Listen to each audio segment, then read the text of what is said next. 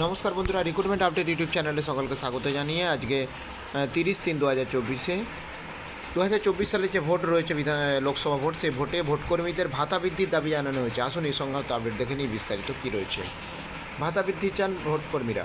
ভাতা বাড়ানোর দাবিতে সোচ্চার হলেন ভোটকর্মীরা। ভোটের কাজে নিযুক্ত সরকারি কর্মীদের পারিশ্রমিক বৃদ্ধি ও লাঞ্চের সুবিধা সহ বিভিন্ন দাবিতে শুক্রবার রাজ্যের মুখ্য নির্বাচন আধিকারিক আরিজ আক্তাবকে চিঠি দিয়েছেন শিক্ষা অনুরাগী ঐক্যমঞ্চ। এর সম্পাদক বক্তব্য, গত 10 বছরে ভোটকর্মীদের পারিশ্রমিক বাড়ায়নি কমিশন এবং ভোটকর্মীদের প্রশিক্ষণের দিনে লাঞ্চের ব্যবস্থা করার কথা।